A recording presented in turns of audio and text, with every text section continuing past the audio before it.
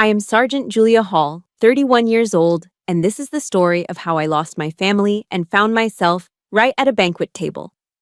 At the Army Ball, on my birthday, my mother-in-law, Margaret, smiled in front of my commanding officers and handed me a glittering envelope. Inside were divorce papers. My husband, David, pointed his phone's camera directly at my face. He was filming. Margaret's voice was sickeningly sweet. "Happy birthday, darling. This is a gift from all of us. My son deserves a real wife, someone who can elevate the family's status, not a servant." They waited for me to break down. They didn't know. They had no idea about the letter in my purse. They didn't know that they had just handed me the key to my own freedom. Let me know where you're watching from in the comments, hit that like button, and subscribe if you have ever had your career and your value belittled by the very people who were supposed to love you most. The ballroom at the Fort Hood Event Center was draped in Army blue and gold. It was the annual Army Ball, a night steeped in tradition, a night I actually loved. It's a sacred space for us. We honor the flag, we toast the nation, and we maintain the somber POWMIA table at the front, an empty seat for those who never came home. I was wearing my best uniform, the Army Service Uniform, or ASU. Its dark blue fabric feeling like armor, my awards and ribbons perfectly aligned over my heart. Our table was a mix. My unit was there, including my first sergeant, Michael Carter, a man who had been a quiet mentor to me. And then there was my other family. My husband, David, looking uncomfortable in his rented tux. His sister, Emma, who was practically vibrating with a giddy, cruel energy. And the matriarch herself, Margaret Hall, draped in a designer gown that probably cost more than my last 3 paychecks. She was old money from Highland Park, Dallas, and she never let you forget it. The ceremony had just concluded. The lights came up slightly, and the band started a soft jazz tune. I was smiling, genuinely happy. It was my 31st birthday, and for the first time, my husband's family was attending a military function with me. I had been so desperate for their acceptance, so blind. That's when Margaret stood up. She clinked her glass. "A toast," she said, her voice carrying clearly across our table. The music quieted. David pulled out his phone. I tensed. "Mom, what are you doing?" David whispered, but he was already hitting record. "Julia," Margaret said, her smile like polished marble. She slid a glittering, hot pink envelope across the white linen tablecloth. "We know how much you value service. So, we are serving you with this." The table went silent. First, Sergeant Carter, a man I'd never seen rattled, froze with his fork halfway to his mouth. I looked at David, but he wasn't looking at me. He was looking through his phone screen, his face a mask. My fingers felt numb as I picked up the envelope. It was the same one, the one from 3 days ago. My mind reeled, pulling me back from the ballroom. Back to our small, rented house in Killeen, Texas, just outside the main gate of Fort Hood. I'd just gotten home from a long day at the logistics depot, my boots still dusty. I found Margaret sitting at our kitchen table, alone. She was examining a stack of thick, legal-looking documents. She jumped when I walked in, startled. "Julia?" With a flustered bird-like motion, she'd scooped the papers up and shoved them into that exact hot pink envelope, the kind you'd get at a dollar store. "Darling," she'd chirped, using a pet name she had never, ever used before. "I was just preparing your special gift. We're all so excited." I must have looked confused. "A gift?" She gave a high-pitched laugh. "For your birthday, of course. It's something that will change everything." She smiled then, a wide, bright smile that didn't touch her eyes. It was the smile of a predator that had just cornered its prey. I should have known then. I should have seen the red flags that were practically waving in my face. The whole ball, this entire night, had been Margaret's idea. For 2 years, she had refused to even visit Killeen, calling it a dreadful, dusty town. She referred to my career as playing in the mud and called my fellow soldiers uneducated laborers. My world, my service, my pride, it was all tacky and uncultured to her. Then, 2 weeks ago, she had called. "Julia, darling," she'd cooed. I hear the Army Ball is coming up. I insist we all attend. As a family, we want to honor your service. I was so stunned I actually dropped the phone. When I relayed the news to David, he just nodded enthusiastically.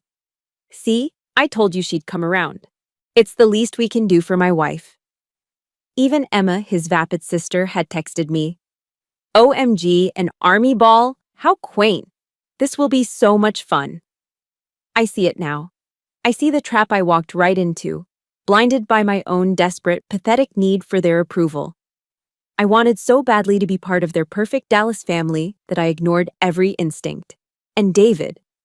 God, David. The night before the ball. My last night as a 30-year-old, he'd come up behind me while I was polishing my shoes. He put his arms around my waist, an unfamiliar, almost hesitant gesture. We hadn't been close, not really, for months.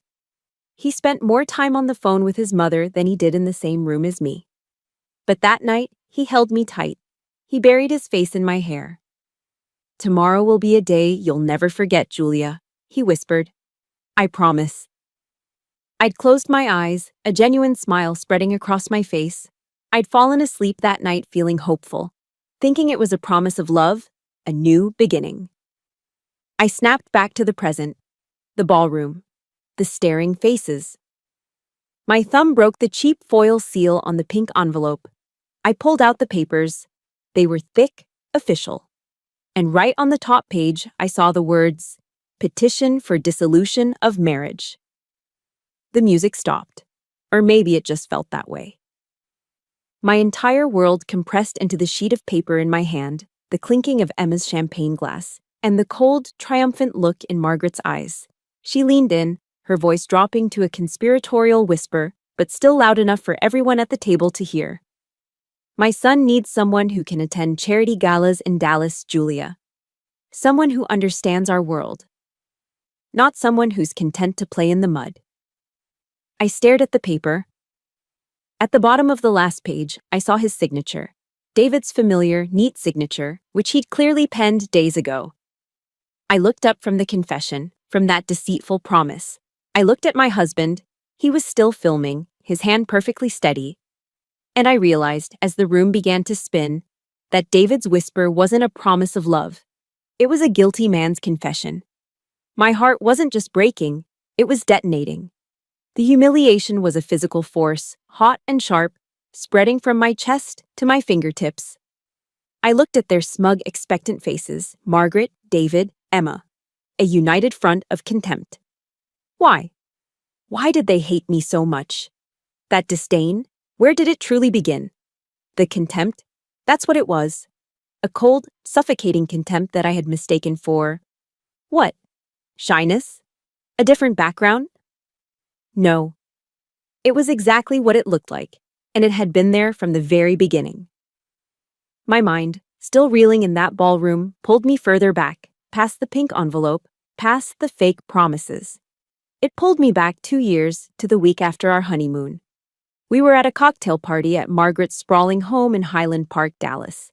It was a world of hushed tones, old art, and women with surgically smooth foreheads.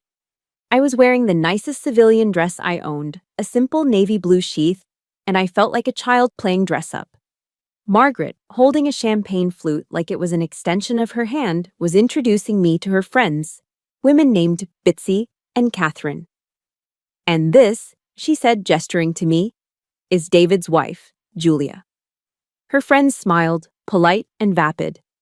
Then Margaret delivered the clarification, her voice dropping just a fraction, as if sharing a slightly embarrassing secret. She's a sergeant. She said sergeant the same way she might have said plumber or convict. She emphasized the rank, not as an achievement, but as a brand, a mark of a lower class. I watched the polite smiles on her friends' faces tighten, replaced by a look of pity. Not for me. For David. Before I could even speak, Margaret turned, beaming, and pulled her daughter close. And you all know my Emma. She's just been engaged to a wonderful cardiologist. A real career. We are just over the moon. I stood there, invisible.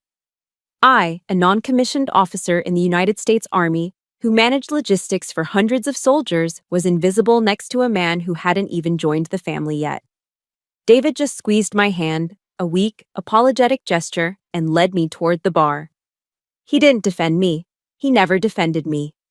That was the pattern. The cuts weren't always so direct. Most of the time they were subtle, 1,000 tiny paper cuts of exclusion and comparison. But the holidays? The holidays were when Margaret sharpened her knives. Our first Thanksgiving. I was so excited.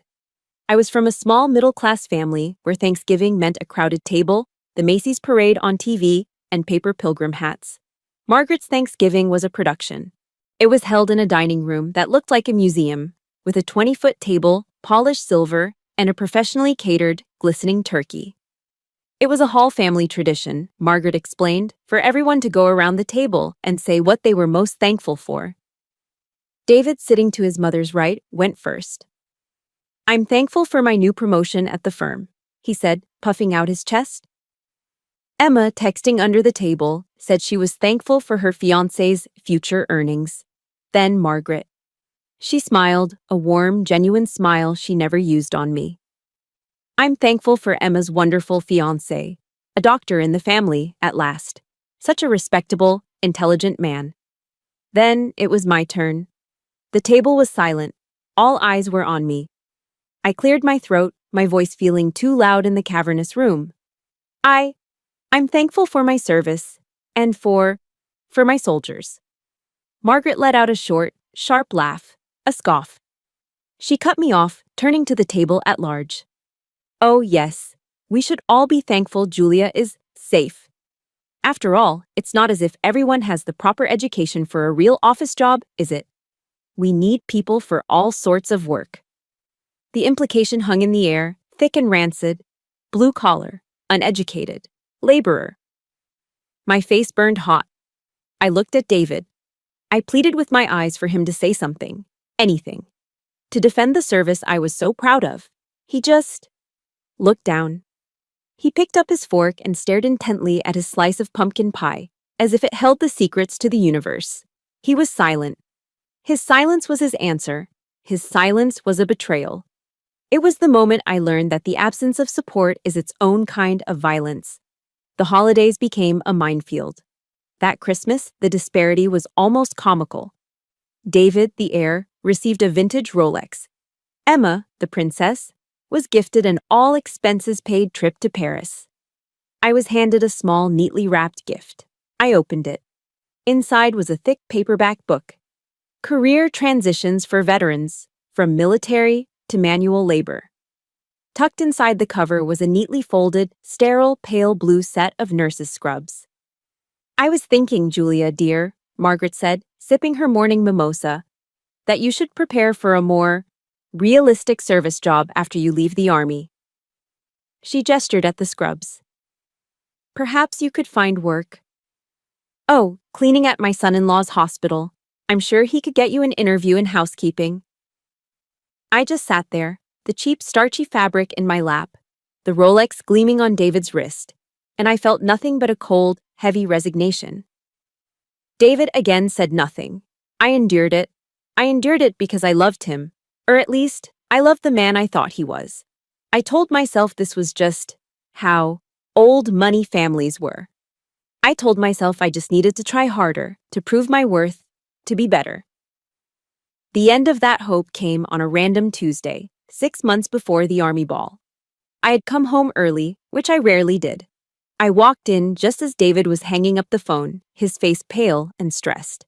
"Who was that?" I asked. "Oh, just work," he lied, badly. Just then, his phone buzzed on the counter. A text from Mom. It read, "She can't find out. Just handle it." "Handle what, David?" I asked, my blood turning to ice. He sighed, a long, weary sigh of a man trapped. And then, he confessed, "Not everything, but enough." Margaret was pressuring him. The family's trust, the inheritance. It was all tied to David presenting the right image. And a grunt for a wife wasn't part of that image. It all clicked into place after that. If you've ever been in a position where your partner's silence was the loudest sound in the room, if you know what it feels like to be screaming on the inside while the person who is supposed to protect you just looks away, hit that like button to show some support. Let me know in the comments, just one word. Have you ever felt invisible to the people who were supposed see you first? The final, fatal blow came about a month after that. I was in the kitchen, and David was in the study on a conference call with his mother. He thought I was outside, on a run. But I was standing right there, motionless, listening through the slightly open door. I heard Margaret's voice, sharp and clear. You cannot let her embarrass this family any longer. You are a Hall. Your father would be ashamed. She's a grunt, David, a common soldier. You have to make a choice. It's her or this family's fortune, and I mean it. There was a long pause. I held my breath, praying, begging him, just in my mind, stand up for me. Please, just this once. And then I heard his voice, not angry, not defiant, but exhausted, defeated. I know, Mom, he sighed. I know. I'll handle it. I'll handle it. That was it. That was the moment I knew. He had already made his choice. He handled it by agreeing to her plan, by smiling as she picked out that tacky pink envelope, by setting the stage for my public execution. I had already lost him, long before he ever signed those papers. They would never change. I couldn't change them. What could I do to get out? What could I do for myself? That question, what could I do for myself, became a desperate, burning obsession. After that phone call, after hearing David's weak, final betrayal, something inside me didn't just break, it hardened. I was done trying to earn their love. I would, instead, force their respect. My logic was flawed, I see that now. It was the logic of a person still chained to their oppressors, but it was the only logic I had. If they despised Sergeant Hall, then I would become someone they couldn't ignore. I would become Officer Hall. The plan formed with a cold, frantic energy. I will show them, I whispered to myself as I scrubbed the grout in our rented bathroom. I'll get a rank so high, a position so undeniable, that Margaret will have to choke on her words. My target was clear: Officer Candidate School, OCS. It was the only way up that I knew, the only path that could bridge the chasm between their old money world and my enlisted grunt reality. I already had some college credits from before I joined, but I needed a full bachelor's degree to apply. The very next day, I enrolled in online classes through the University of Maryland Global Campus, the UMGC. Every soldier knows it. It's the school you go to when you're deployed, when you're in the barracks, when you're trying to build a future in the slivers of time the Army doesn't own. I paid the initial enrollment fee out of my own savings, clicking submit with a shaking hand. I told myself it was an investment. I told myself it was armor. I didn't tell David. Not at first. My life, which was already demanding, transformed into a waking nightmare. It became a grueling, relentless marathon run on two separate, warring tracks. My alarm went off at 04:30. By 05 I was on the field for PT, physical training, doing push-ups in the wet, pre-dawn grass of Fort Hood. By 06:30, I was showering and changing. By 07 I was at the logistics depot, managing manifests, tracking million-dollar pieces of equipment, and leading my soldiers. My workday was a minimum of 10 hours, often more. I'd get home around 19 code, or 7 p.m. I'd walk in the door, my uniform covered in the fine brown dust of a field training exercise, FTX, my body aching, my brain fried. There was no welcome home. There was no how was your day. David would already be on the couch, watching a game, a beer sweating on the side table. He'd look up, sniff, and say, "You're tracking dirt in." I'd nod, too tired to speak. I'd shower, eat a bowl of cereal for dinner, and then, at 8 p.m., my second day would begin. I'd sit at the small desk in our spare bedroom, boot up my laptop, and stare at the glowing screen. A discussion post on the political implications of the American Revolution. a 2,000-word essay on U.S. history, reading assignments that my tired eyes could barely focus on. The small desk lamp became my only companion. I'd type, delete, and type again. The sound of the keys clicking in the silent house. About a week into this new routine, David appeared at the doorway, squinting. "Do you have to do that right now?" He'd mumble, irritated. "That light is annoying." "I have a paper due, David," I'd whisper back, trying not to wake the resentment I knew was simmering. "Whatever," he'd huff. "You're obsessed." The next night, he moved his pillow and blanket to the guest room. He said the sound of my typing kept him awake. He said I was no fun anymore. He was right. I was no fun. I was a machine running on fumes, fueled by spite and caffeine. I was exhausted, I was isolated, and I was completely, utterly alone. But I kept going. I finished the semester with a 4.0 GPA. I was one step closer. Then came the financial stab. To register for the next, more intensive semester, I needed to apply for financial aid. I sat at the kitchen table, filling out the FAFSA, the free application for federal student aid. It was a document I knew well from my first try at college. But there was a new, terrible complication.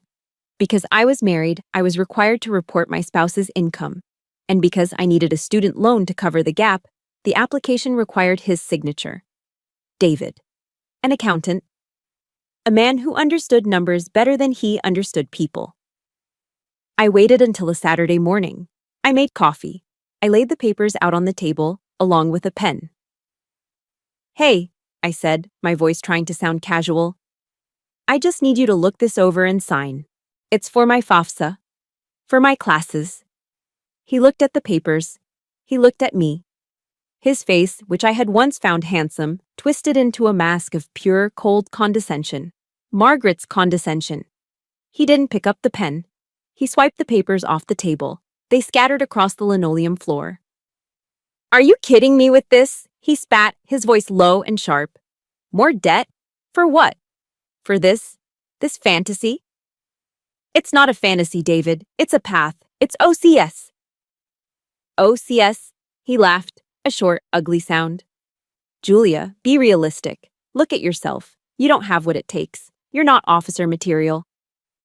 His words hit me harder than any physical blow. "You're not officer material." It was the same as Lalem grunt, the same as manual labor, the same as not a real wife.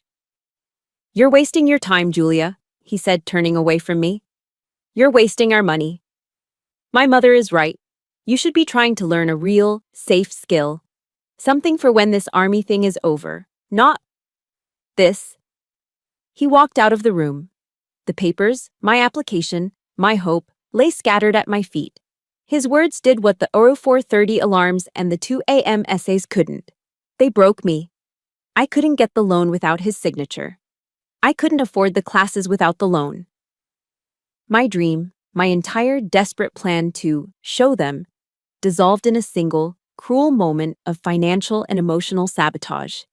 The OCS dream was dead. I stopped the classes. I stopped talking about the future. I just existed. I went to work. I came home. David moved back into our bedroom, as if nothing had happened. I started quietly applying for civilian jobs, logistics management, project coordination, anything to build an escape hatch. But every application I sent out was met with a digital, form letter rejection. "Thank you for your interest, but we have decided to move forward with other candidates." No interviews, no calls, nothing. I didn't know it then, but I do now. Margaret, with her Highland Park connections, was ensuring every door I tried to open was slammed shut in my face. I had no options. I was trapped. That night, after another silent, agonizing dinner, I couldn't go home. I couldn't sit in that house, breathing the same air as the man who had so casually, so thoroughly, destroyed my last hope. I got in my Jeep. I just drove. And I found myself where I always did, back on post, in the large, mostly empty parking lot of my unit's headquarters, parked under a flickering yellow security light. I was supposed to be strong. I was a sergeant. I led soldiers. I wasn't allowed to be this weak. but I put my hands on the steering wheel, my forehead on my hands, and I finally let it out. I sat there, alone in my car, in the dark, and I cried. I cried for the wasted effort, for the lost hope, for the absolute, crushing loneliness of being married to a man who was my enemy. I had tried to change. I had tried to be better, to be smarter, to be someone they couldn't mock, and I had failed.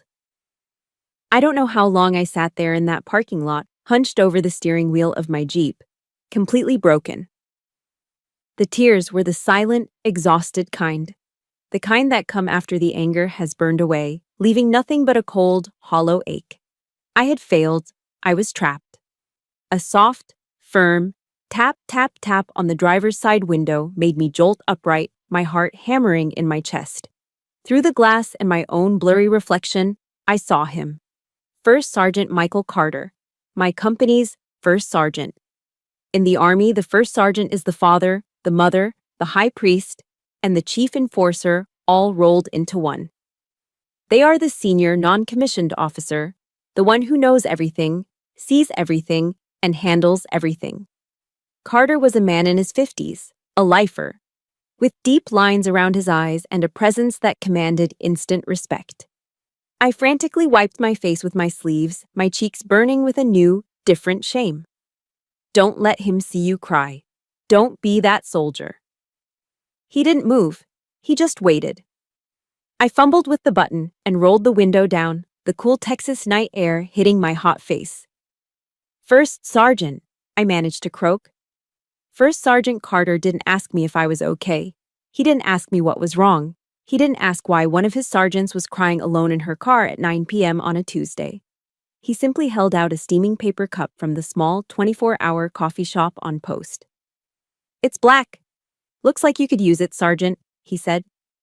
His voice was deep, gravelly, and utterly calm. I took it, my hand shaking. Sir, First Sergeant, I'm sorry. Nothing to be sorry for, Hall. He didn't leave. He didn't pry.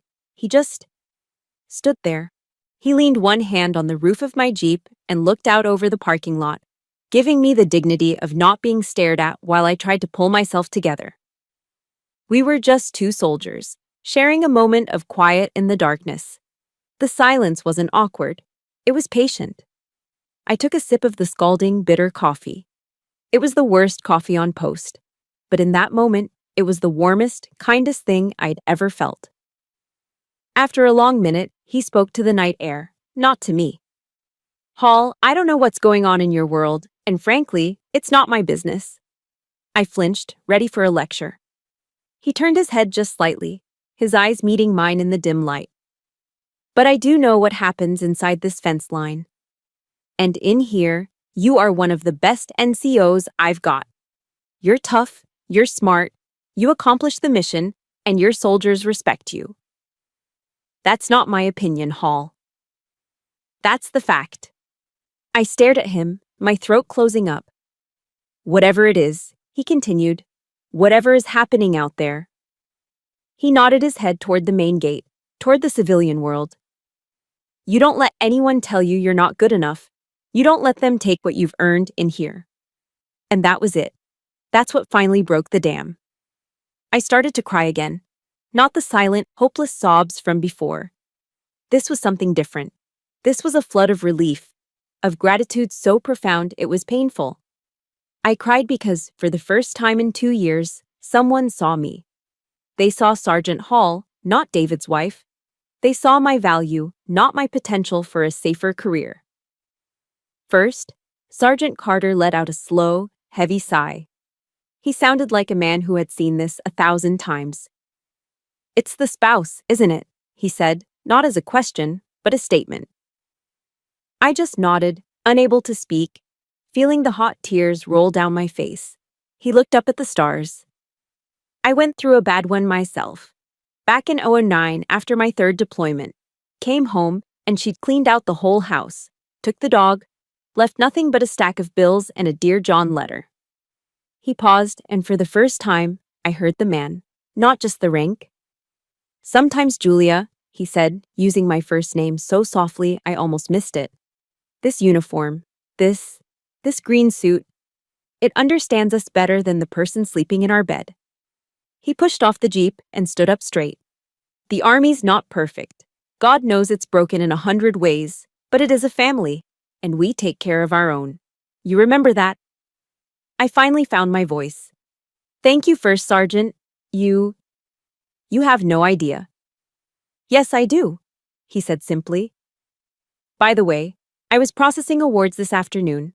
I saw you never got put in for that last leadership commendation, the one for the FTX loadout, the one you single-handedly saved from being a complete disaster. I'd been so consumed by David's rejection of my OCS application, I'd completely forgotten about it.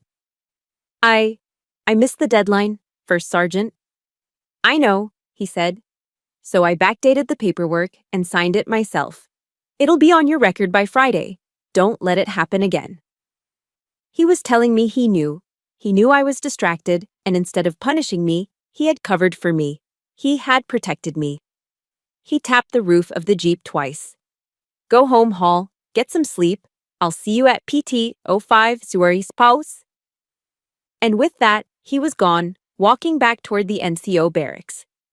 I sat there for a long time, holding the warm coffee cup. He had, in the span of 10 minutes, given me everything David and Margaret had spent 2 years taking away. Validation, respect, a future.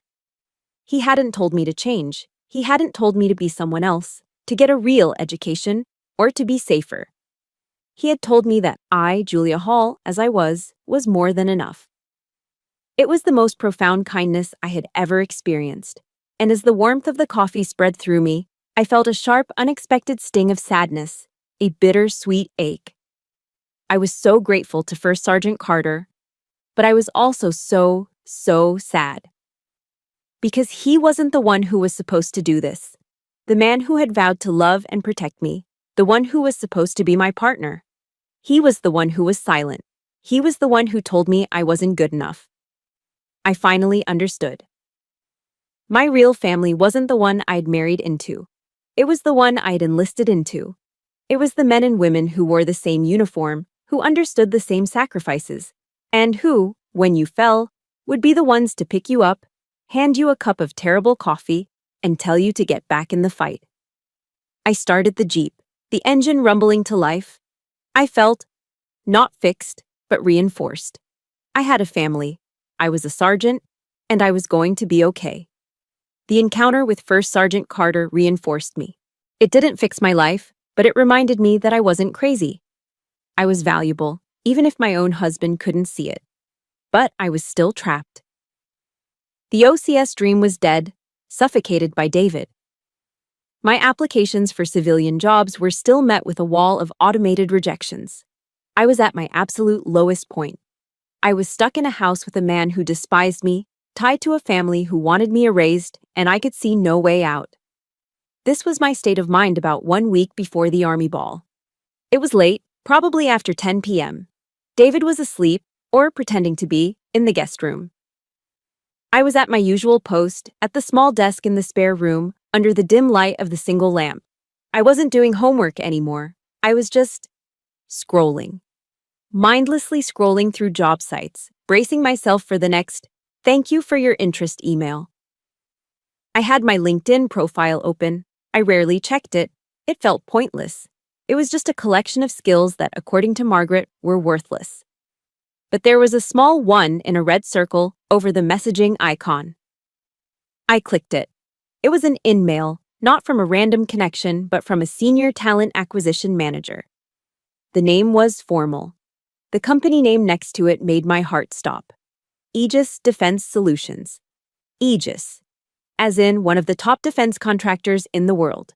The kind of company that builds guidance systems and advanced armor.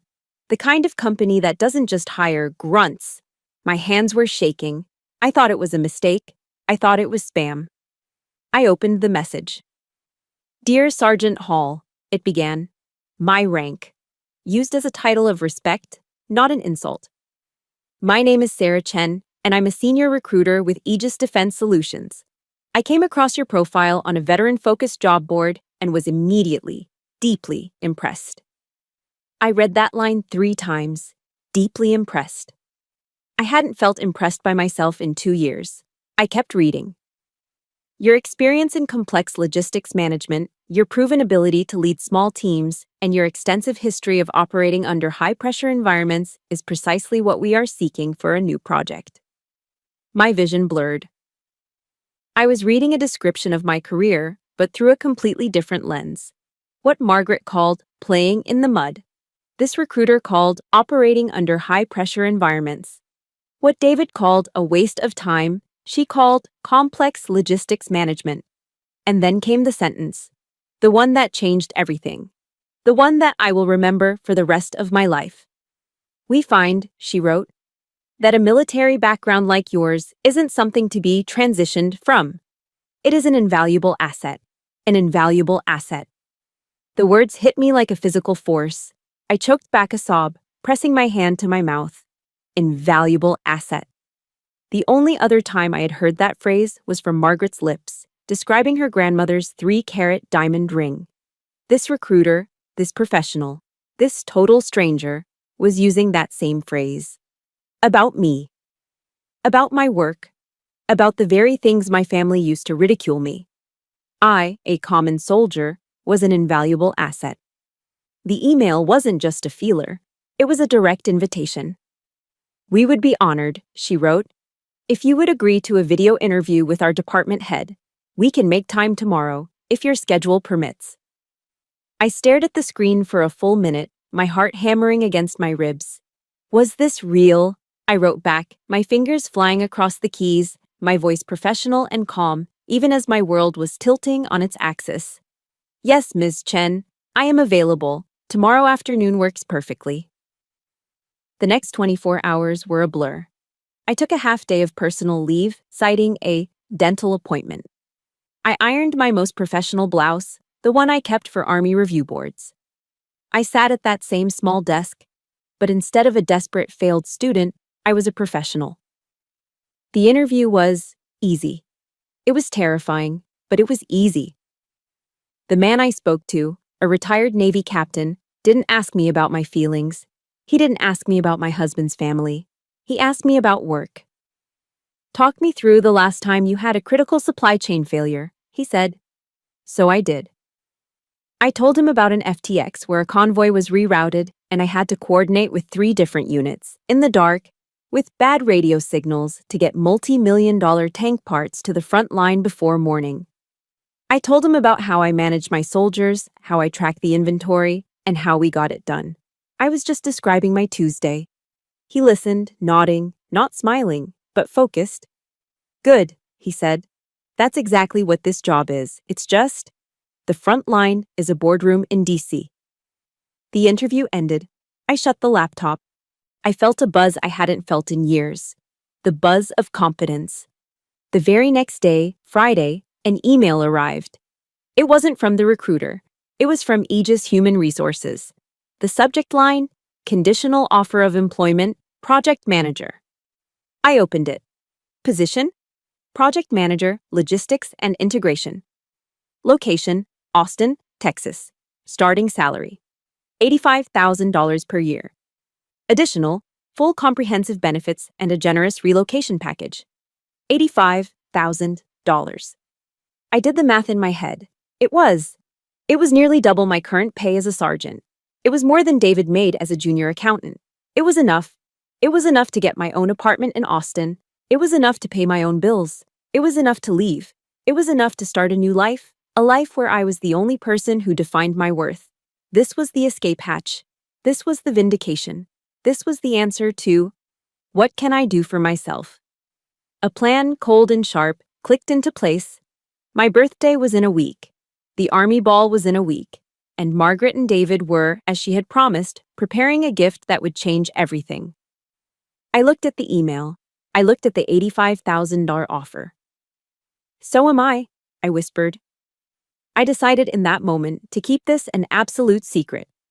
They were busy setting their stage, unaware that the script had changed. They thought they were in control. But I had a new, powerful secret. I had an ace. I hit print. I listened to our cheap printer whine as it spat out the official offer letter, the one with the Aegis logo at the top. I folded the paper carefully into a neat, small rectangle. I went into the bedroom and opened my closet. Hanging in the back, in a plastic dry cleaner bag, was the small black clutch purse I intended to carry with my uniform at the army ball. I unzipped it. I slid the folded letter, my secret, my weapon, my escape, into the silk-lined interior. I zipped it closed. I walked out of the Aegis interview and the subsequent offer with a secret weapon tucked away. But a strange thing happened in the days that followed. The initial adrenaline, the cold, sharp relief of having an escape plan, began to fade. And in its place, a different feeling crept in. A cold, heavy dread. I had the offer. $85,000. A new life in Austin. All I had to do was click accept, and I couldn't. I would open the email on my phone. I'd stare at the reply button. My thumb would hover over the screen. And I would be paralyzed, frozen by a terror so profound it made my stomach clench. What was wrong with me? This was everything I wanted. This was my validation. This was my escape hatch, my vindication, my ticket out. But instead of feeling joy, I was terrified. And then I heard her voice, as clearly as if she were in the room. Margaret's. You, a project manager? Don't be ridiculous. You're just a sergeant. You're not smart enough for that world. You'll fail. You'll be exposed as a fraud. You're just a grunt, playing dress-up. And David's voice, weaker, but just as cutting. Be realistic, Julia. You don't have what it takes. You're wasting your time. For 2 years, they had systematically dismantled my self-worth. They had poisoned my own perception of myself. They had done it so effectively that now, even when a golden, life-changing opportunity was handed to me, I was the one sabotaging it. Their voices were now my inner voice. I had become my own oppressor. I was convinced that Aegis had made a mistake, that the retired Navy captain hadn't seen the real me, that I had somehow fooled them, and that if I accepted, I would show up in Austin and, within a week, they would realize their terrible error. They'd fire me, and I'd be left with nothing. No army, no husband, no future. Just a broken lease and crushing humiliation. The fear was so strong it was a physical sickness. The deadline to accept the offer was Monday. It was now Saturday. The army ball was in just a few days, on my birthday. I was running out of time. I sat in my car, staring at my phone, my finger hovering over the delete button. Not just to delete the email, but to delete the hope. It was too painful, too dangerous, to hope. It was safer to stay in the misery I knew. It was safer to stay the grunt Margaret always said I was. I was going to reject the offer. I was going to choose the prison I knew over the freedom I didn't feel I deserved. I put my head on the steering wheel, defeated. I can't do it, I whispered. I'm not good enough. Can't do what, Hall? The deep voice made me jump, yet again. I looked up.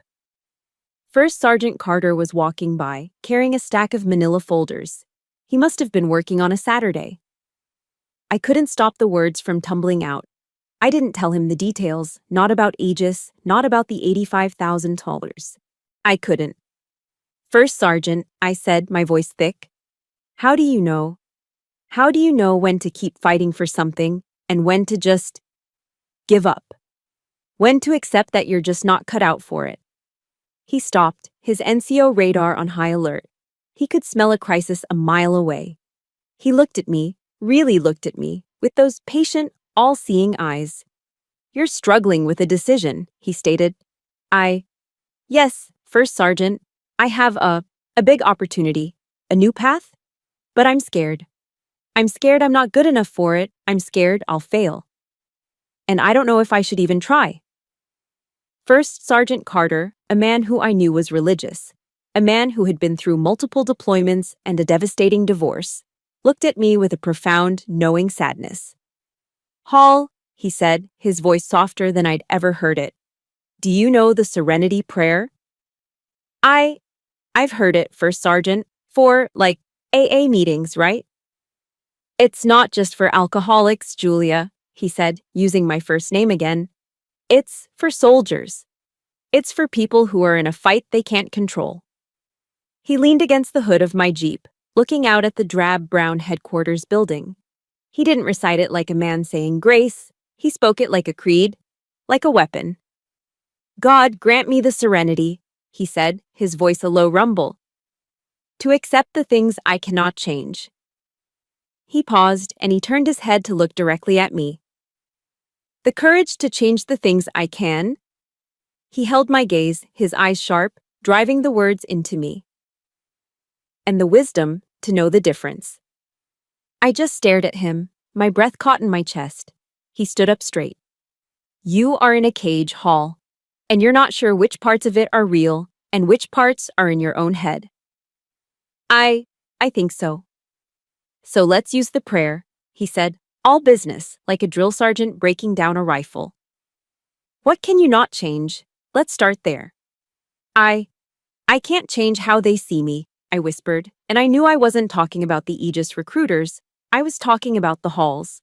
I can't change Margaret. I can't change David. I can't make them respect me. I tried. I failed.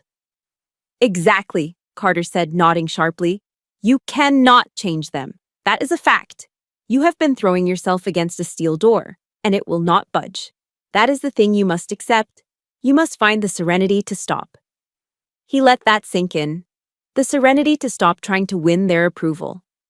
Now, he said, what can you change? My mind flashed to the email on my phone. The $85,000. The apartment in Austin. The project manager title. My future, I said, the words barely audible. My location. My job. There you go, he said. That is the thing you can change. That is where you need to find the courage. He tapped his finger on the window, right in front of my face. Your problem, Hall, is that your enemies have stolen your wisdom. They've gotten so deep inside your head that you can't tell the steel door from the open one. They've convinced you that everything is a steel door. It was like a lightning bolt, a slap in the face, a key turning in a lock I didn't even know was there. You cannot change them, he repeated. That's the serenity part. You can change you. He pointed at me. That's the courage part. Your entire mission right now is to find the wisdom to know the difference. He stepped back. Don't let them steal your wisdom, Hall. Don't let them win. I watched him walk away, the manila folders tucked under his arm. I sat there, the engine off, the car silent. Serenity. To accept the things I cannot change. Margaret, David, their hatred. Courage to change the things I can. Aegis, Austin, my entire life. Wisdom to know the difference. It was so simple, so brutal, and so liberating. The voices of Margaret and David were still there. You'll fail. You're not good enough. But now I had a new voice, a stronger one. First, Sergeant Carter's. Don't let them steal your wisdom. I took a deep, shuddering breath. I picked up my phone. My thumb was no longer shaking. I opened the email from Aegis Human Resources. I pressed reply. I typed, Dear Miss Chen and the Aegis team, I am thrilled to formally accept your offer for the project manager position. I am eager to begin. I hit send. A wave of terror, and beneath it, a powerful, deep current of relief washed over me. I had done it. I had accepted the things I couldn't change, and I had just found the courage to change the things I could. Hitting send on that email to Aegis didn't just accept a job. It deployed a weapon. My secret. In that single moment, the entire dynamic of my life shifted. The wisdom from First Sergeant Carter's prayer had given me an anchor. I had accepted what I couldn't change, the halls, and I had taken courage to change what I could, my future. The days leading up to the Army Ball were strange. I was no longer a victim trapped in a cage. I was an observer, a strategist, watching a play I already knew the ending to. The fear that had paralyzed me for 2 years was gone, replaced by a cold, sharp, and patient focus. I was at home in our kitchen, a few days before the ball, when Margaret repeated her performance. I came in from the garage, and she was at the kitchen table, just as I had seen her before. She had a stack of legal documents and that same, glittery, offensively pink birthday envelope. When she saw me, she did her practice, theatrical gasp. "Oh, Julia, darling, you startled me."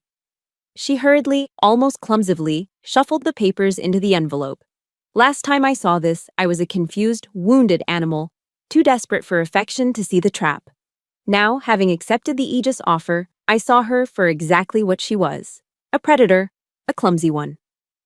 "Just getting your special birthday gift ready, dear," she chirped, that high society Dallas accent dripping with fake sugar. "As I told you, it's something that is going to change everything." I looked at her, at the envelope that I knew held divorce papers, and I smiled, a small, genuine, calm smile. "I'm sure it will, Margaret," I said, my voice even. "I can't wait." She paused, her own smile faltering for a fraction of a second. She had expected me to be nervous or needy, or to ask, "Oh, what is it?" She wasn't prepared for calm. "You have no idea how right you are," I thought, grabbing a bottle of water. "It is going to change everything, just not the way you've planned." David was even worse. Now that the ambush was set, he was overcompensating. He was trying to act like a loving husband.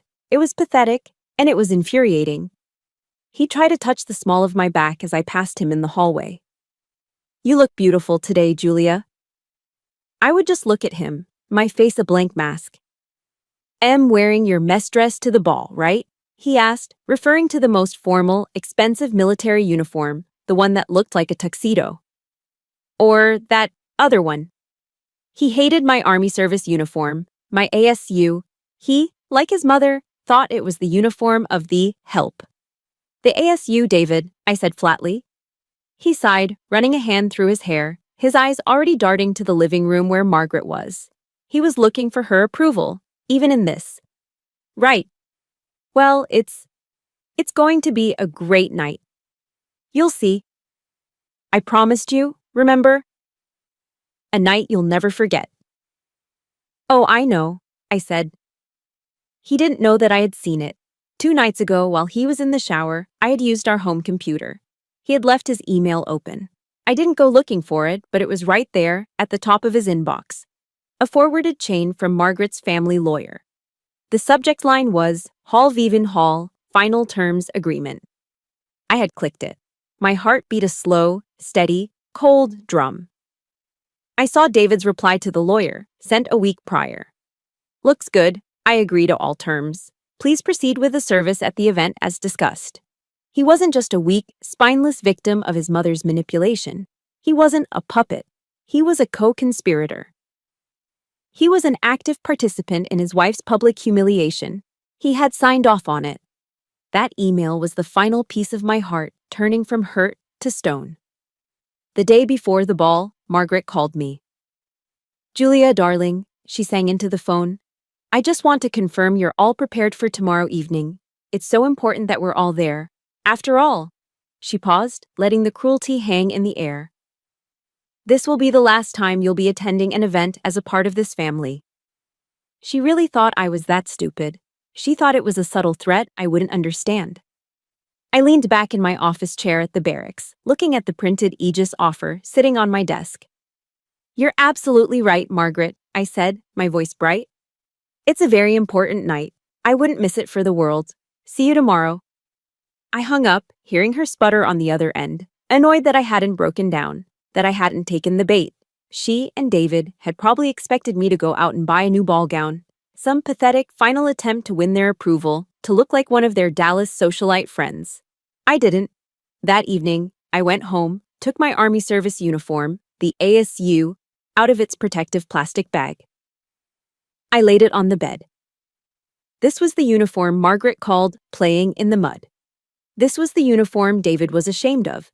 This was the uniform Aegis had called an invaluable asset. I took out my polishing kit. I sat on the floor and methodically shined the brass buttons until they glittered. I used a lint roller on the dark blue jacket. I checked every ribbon, every award, every rank insignia, making sure they were perfectly aligned. This wasn't a dress. This was my armor. This was my identity. This was the skin I had earned, not the one I had married into. Tomorrow night, I would not be Julia Hall, the failed daughter-in-law. I would be Sergeant Hall, Logistics NCO, United States Army, and I would walk into that battle wearing my armor. The night of the ball arrived. My 31st birthday. David was quiet, vibrating with a nervous, giddy energy. I was perfectly calm. I did my makeup. I put my hair up in a tight regulation bun. I put on the uniform. It felt custom-made. It felt powerful. Then, the final piece. I picked up the black clutch purse I was carrying. I opened it. I took the folded-up Aegis offer letter, my weapon, my escape, my future, and slid it into the silk-lined interior. I zipped it closed. I held the small purse in my hand. It was just a few sheets of paper, but in that moment, it felt heavier, more solid, and infinitely more powerful than my M4 rifle. An M4 is a weapon you use to fight an enemy. This was the weapon I was using to save myself. We drove to the event center. We walked into the grand ballroom, the flags of the 50 states and the Army colors lining the entryway. David put his hand on the small of my back. It felt cold, damp, a traitor's touch. I saw our table. Table 12. First Sergeant Carter and his wife were already there, chatting. And so were they. Margaret, David, and Emma. Sitting there, expectant, smiling. Like vultures at a banquet, waiting for the main course to die. They had no idea. They thought they were the hunters. They had no idea I was no longer the prey. If you have ever had to walk into a room knowing you were about to face your biggest battle, hit that like button. Let me know you're ready for this. Comment, show them Julia, below, if you are on my side. I took a slow, steady breath. I walked toward the table. I sat down, placing my small black clutch on my lap. I could feel the sharp corners of the folded letter inside. I looked up and met Margaret's beaming, triumphant smile. The stage was set. The actors were in place. And they had no idea I had rewritten the entire script. I sat there, my hands resting on the black clutch in my lap. I was calm. The room was loud. The clinking of glasses, the murmur of hundreds of conversations, the distant sound of the jazz band playing some patriotic medley. First Sergeant Carter, seated to my left, was in the middle of a story. So the battalion commander says to me, "Top, I don't care how you do it, just get it done." And I said, he never got to finish his sentence. A high-pitched tink-tink-tink sound cut through our table's conversation. Margaret was tapping her champagne flute with a manicured fingernail. The conversation at our table died instantly. "Excuse me, everyone," Margaret said. Her voice, practiced from years of Dallas charity luncheons, cut through the air with an icy precision. She didn't stand up, not yet. She just wanted the attention of our table. She got it. First Sergeant Carter looked annoyed at being interrupted. His wife looked confused. I just watched. This was it. "I just wanted to take a moment," Margaret said, her smile wide and bright, "since it's Julia's birthday." She began to stand up, a vision in an expensive navy blue silk gown. "And as you know, our family believes in celebrating our service members." Out of the corner of my eye, I saw two things happen simultaneously. Emma, my sister-in-law, sat up straighter, a cruel, excited smirk on her face, and David, my husband, pulled out his phone.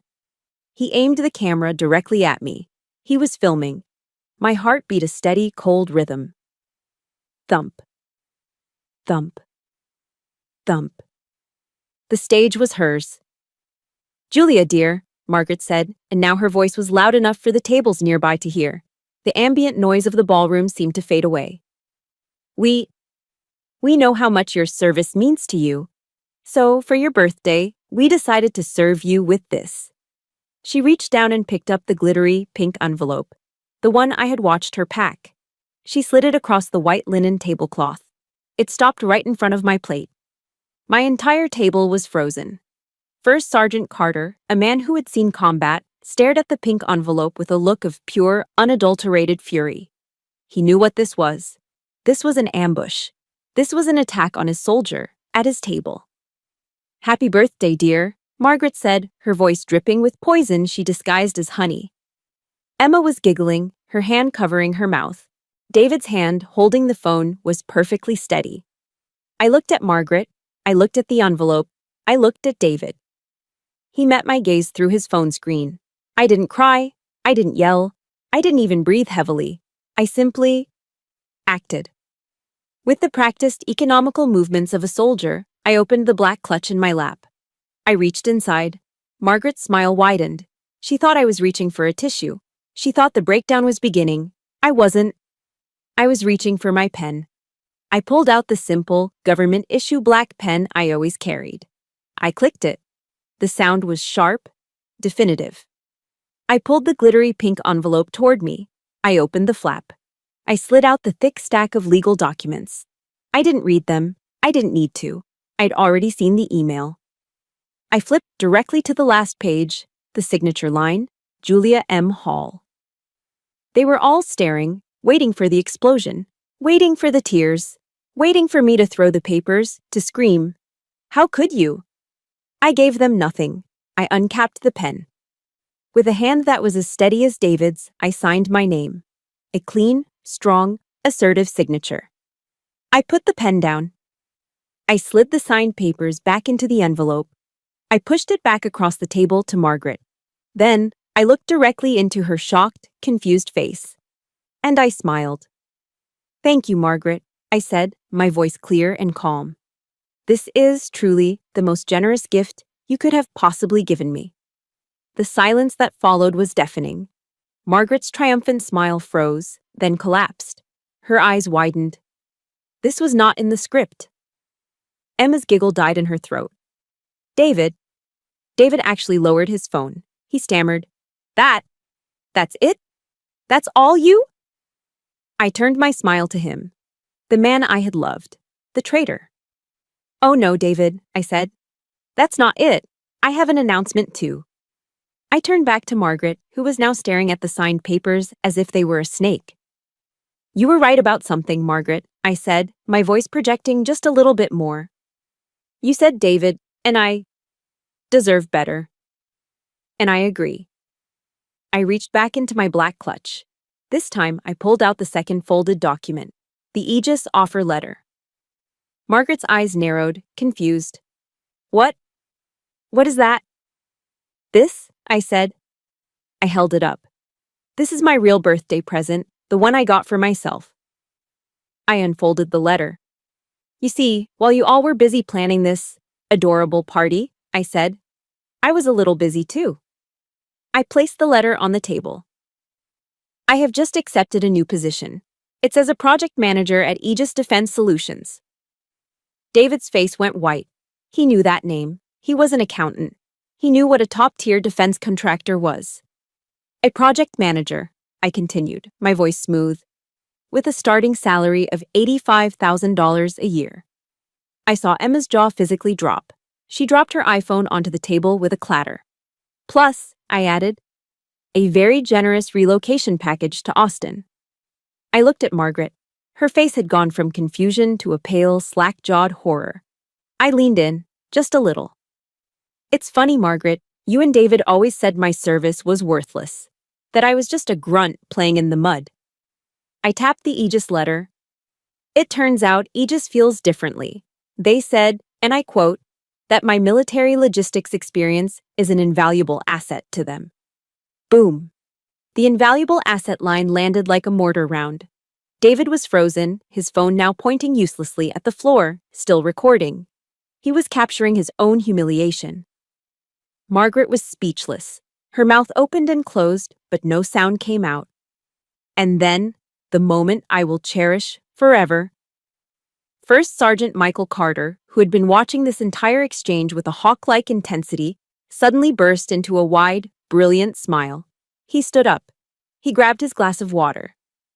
Ma'am, excuse me, he said to his wife, who was already beaming. He raised his glass high. His voice, his command voice, boomed across our section of the ballroom. A toast, he yelled. The tables nearby went quiet. A toast to Sergeant Hall. To her birthday. And to her new, bright, and valuable future at Aegis. Instantly, my entire table of soldiers and their spouses scrambled to their feet. They raised their glasses. To Sergeant Hall. Congratulations, Julia. You deserve it, Sergeant. It was a wave of pure, unfiltered support. But it wasn't over. The commotion had caught the attention of the VIP tables at the front of the ballroom. I saw him stand up, our battalion commander, a lieutenant colonel. A man I had only ever spoken to when I was at rigid attention. He wasn't in a tux. He was in his formal mess dress uniform, covered in medals. He began to walk over. The Hall family, still frozen, watched as this man, this leader, walked directly to our table. He walked right past them. He stopped in front of me. I, by instinct, started to stand up to go to attention. He put a hand on my shoulder, gently. At ease, Sergeant. Stay seated. He smiled. First Sergeant Carter. I heard that toast. He turned to me. He held out his hand. Sergeant Hall, is it true? Aegis Solutions? Yes, sir, I managed. He shook my hand, a firm, strong grip. Their gain, Sergeant. The Army's loss is the defense industry's gain. You are one of our finest NCOs. They are lucky to have you. He looked at David. He looked at Margaret. He didn't know them, but he understood exactly what was happening. His eyes were pure ice. He turned back to me, his voice warm again. Congratulations, Sergeant. Truly. Thank you, sir, I said. He nodded and walked back to his table. I was surrounded. My fellow NCOs, their wives, everyone was patting me on the back, offering congratulations, asking about the new job. I was completely, totally, and publicly vindicated. And the Halls, Margaret, David, and Emma were just there, silent, humiliated, completely and utterly isolated in a sea of respect, a respect that was all pointed at me. I looked at them one last time. 3 broken, pathetic statues. I picked up my black clutch. I stood up. I didn't say goodbye. I didn't say another word. I just turned and walked away. I didn't run. I walked. I nodded at my soldiers, at my NCO brothers and sisters who were still cheering, their faces lit up with genuine joy for me. I gave a final, respectful nod to First Sergeant Carter, who simply dipped his chin, a look of profound fatherly pride on his face. Then I turned my back on the Hall family. I didn't look back. Not once. I didn't need to see Margaret's collapsed vanity, or Emma's spoiled pout, or David's pathetic, hollowed-out expression. I was done with them. I walked out of the ballroom, my footsteps steady on the marble floor. The sounds of the party, the music, the laughter, the congratulations, faded behind me. I pushed through the heavy glass doors of the convention center. And I stepped out into the cool, damp Texas night air. I stopped. I looked up at the dark sky, at the hazy streetlights of Killeen, and I took a breath. It was the first real breath I had taken in 2 years. It didn't carry the weight of Margaret's judgment or David's disappointment. It was just air. It was freedom. I didn't cry. I was too empty, too exhausted, and too relieved. The adrenaline from the ballroom began to drain away, leaving a profound, aching exhaustion. But I was free. I got in my Jeep and drove home, to the house I shared with David. It wasn't our house anymore. It was just a place, a temporary holding area. He didn't come home that night. Neither did Margaret or Emma. I slept, for the first time in 2 years, in the middle of the bed. I slept deeply, heavily, and without dreams. The next 2 weeks were a blur of logistics. I was a logistics NCO after all. This was my specialty. I met with a lawyer, a sharp, no-nonsense woman in downtown Killeen who specialized in military divorces. I sat in her office, which smelled like old books and strong coffee, and I told her the story. When I got to the part about the army ball, she stopped me. He filmed it, she asked, her eyes lighting up. Yes, ma'am, I said. His sister, too. They were both recording. My lawyer, Ms. Evans, leaned back in her chair, a wide, shark-like grin spreading across her face. Sergeant Hall, she said. In Texas, we can have at-fault divorces. They just handed us the entire case on a silver platter. She explained that under Texas law, cruelty was grounds for an unequal division of assets, and a coordinated public humiliation planned by his mother at a formal military event on your birthday. She savored the words. That, Sergeant, is the definition of premeditated cruelty. We need that video. I don't have it, I said. Oh, he does, she smiled. And he will be legally compelled to provide it in discovery. They thought they were filming your humiliation. What they were actually doing was creating Exhibit A. And that's exactly what happened. David's own lawyer, no doubt horrified, had to turn over the phone footage. Ms. Evans called me after she watched it. She wasn't smiling anymore. She was furious. It's worse than you described, she said, her voice tight. The look on their faces, their laughter. We're going to burn them to the ground, Sergeant. Margaret's old money lawyers from Dallas tried to fight, but the video was undeniable. It was a clear-cut case of planned, malicious, emotional abuse. The judge was appalled. Margaret had tried to trap me, to throw me out with nothing. Instead, she had given me everything. The divorce was settled quickly. I got a very favorable agreement. I kept my Jeep. I kept all of my own money.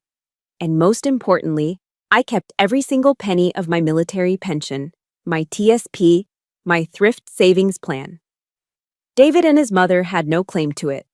The grunt's dirty money, as it turned out, was fully protected. As soon as David realized what was happening, that I was really gone, that his mother's plan had backfired, and that he was facing a very public, very ugly legal defeat, the text started. At first, it was pure, panicked rage. What the hell are you doing, Julia? You're making a fool of yourself. You're making a fool of me. You think this is funny? You humiliated my mother, after all she did for you. I didn't reply. Then, about a day later, the tone shifted to bargaining. Okay, look, I get it. You're mad. You made your point. You can come home now. Mom's gone back to Dallas. Julia, come on. Don't throw 2 years away over one bad night.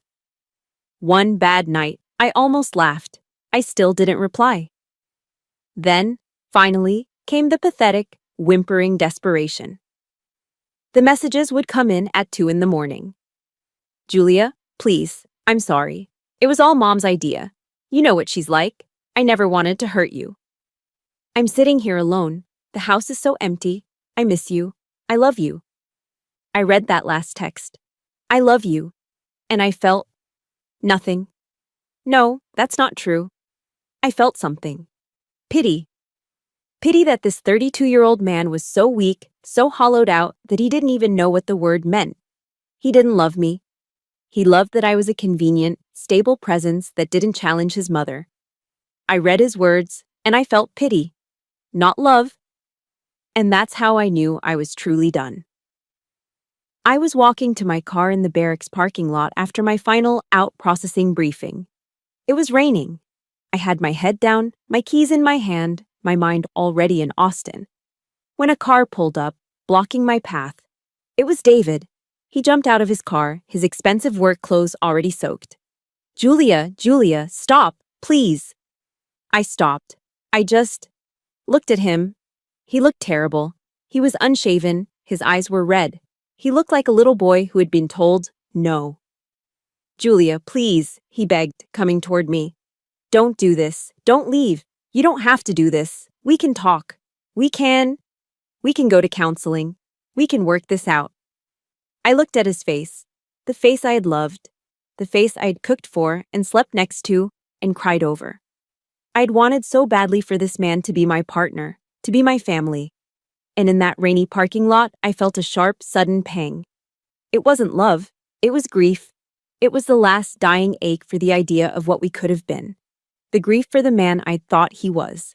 I had to accept that man never existed. This was the wisdom First Sergeant Carter talked about. Accepting what I could not change. I couldn't change him. I couldn't change his mother. I could only change me. David, I said. My voice was calm. It was so calm. It didn't waver. It's over. No, Julia, it's not. I love you. No, you don't, I said, and the simple truth of it just hung in the air. You don't, and that's okay. I took a step toward my car. He moved to block me. Please, what am I supposed to do? I looked him right in the eye. David, your life belongs to your mother. My life belongs to me. It was the last thing I ever said to him. Goodbye, David. I got in my Jeep. He was still yelling, Julia, Julia. I put the key in the ignition. I turned the car on. I backed out of the space. He just stood there in the rain, watching me go. I drove out of the parking lot. I drove off the base. I pulled over at the first gas station. I took out my phone.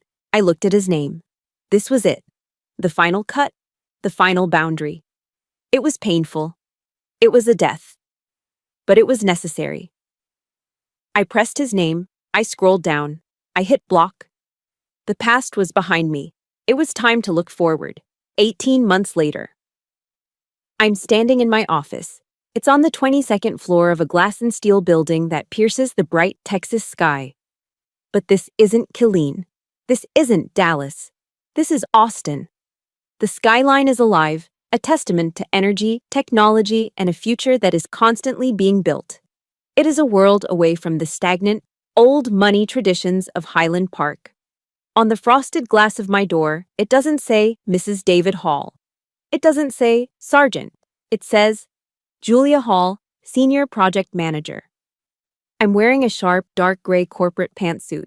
It feels different from my Army service uniform. Not heavier or lighter, just different. It's a new kind of armor, one that I chose. I'm looking out the window, not at a dusty motor pool, but at the rolling green hills west of the city. I'm sipping coffee. Not the burnt, sludgy coffee from the base, but a smooth, single-origin pour-over. I am 33 years old. I have a six-figure salary. And last month, I closed on my own first-floor condo near Zilker Park. My name, my mortgage, my life, it's quiet. It's peaceful. A kind of peace I never knew existed. It's strange. The very things Margaret Hall despised about me, the very things David was ashamed of, are the exact reasons I am standing here. In the corporate world of defense contracting, they don't care who your father is. They don't care what charity events you attend. They care about one thing: results. They don't call my NCO discipline rigid. They call it focused. They don't call my ability to manage soldiers bossy. They call it leadership. They don't call my experience in a war zone motor pool playing in the mud. They call it grace under pressure.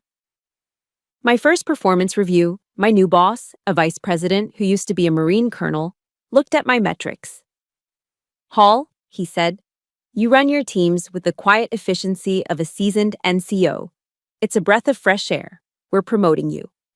Here, I'm not respected because of the man I married or the family name I carried. I'm respected because of my competence. I'm respected for the very skills I earned while wearing a uniform.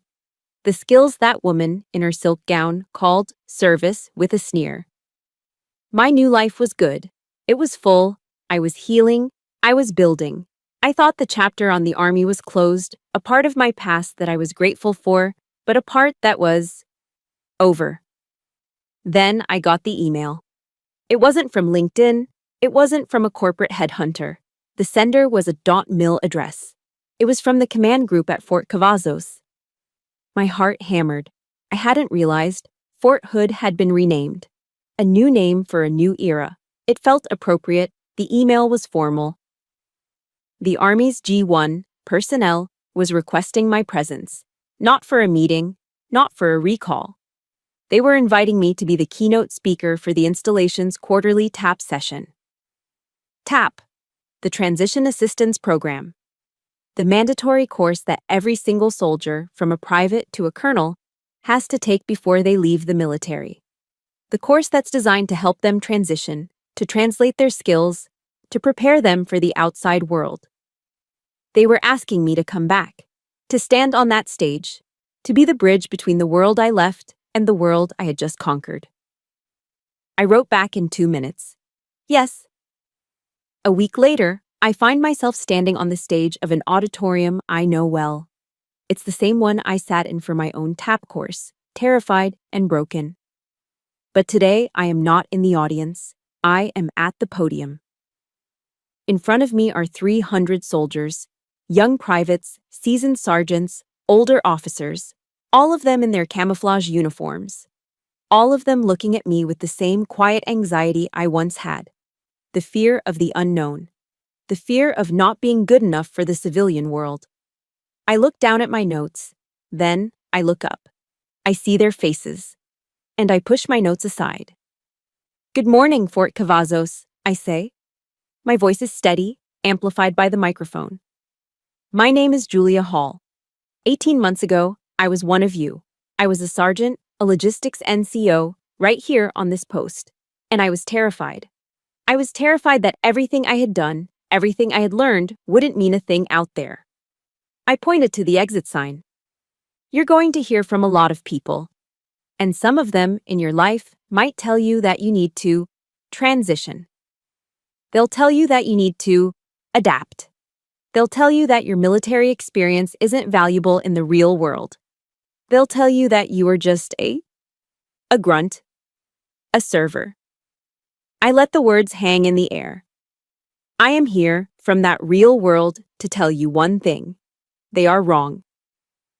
A ripple of energy goes through the room. They're listening now. Your discipline, your ability to show up on time, every time. Your leadership, whether you led a team of 2 or a platoon of 30. Your unshakable calm when everything is on fire and the mission must get done. These are not things to be transitioned out of. These are not things to forget. I smiled, feeling a fire I hadn't felt in a long time. "Those skills," I said, my voice ringing with absolute certainty, "are the rarest, most valuable commodities in the business world. Do not let anyone tell you otherwise." I paused and my eyes scanned the front row. And that's when I saw him. Sitting in the front row, in a civilian polo shirt, was Michael Carter, my old first sergeant. He wasn't in uniform. The email had mentioned he was on terminal leave, about to retire. He wasn't crying. He wasn't cheering. He was just smiling. A quiet, knowing, deeply proud smile. He saw me. He had always seen me. Seeing him, seeing those soldiers, it all crystallized. The final piece of the puzzle clicked into place. I took a deep breath and gave them my final thought. The truth. "Look," I said, "leaving is scary. Change is scary. But I learned something. I learned it from a very wise first sergeant right here on this post." I looked right at Carter. He taught me about the serenity prayer, about the wisdom to know the difference between what you cannot change and what you can. You cannot change the minds of people who are determined to misunderstand you. You cannot change the prejudices of people who look down on you. You cannot change their bitterness or their jealousy or their hate. But you can change your life. You can change your future. You can take your skills, your integrity, and your strength, and you can build a new life from the ground up. Don't be afraid of the change, I finished. Be brave enough to change the things you can. The auditorium was silent for a beat. And then it erupted. It wasn't just polite applause. It was cheering. It was soldiers standing on their feet. First Sergeant Carter was the first one up. I walked off that stage, not as a victim, not as a soldier, but just as Julia. I felt a profound sense of gratitude. It was a strange thought, one that settled on me as I drove my own car back to my own apartment in my new city. I was grateful for Margaret Hall. Her cruelty, her malice, her pathological need to destroy, she hadn't. She had liberated me. Her vicious birthday gift wasn't a curse. It was the key. That hateful, glittering envelope she slid across the table. In the end, it really was the greatest gift I ever received. It was the gift of my own life. Thank you for staying with me, for listening to my story. This journey of healing was mine, but I know the feelings of being undervalued, of fighting to be seen, are shared by so many. My story is finished, but yours may still be writing. If this story gave you strength or validated your own worth, please support this channel by hitting the like button and subscribing for more stories of resilience. And in the comments, I want to see you claim your own power. Just comment, "I am valuable," below. Because you are.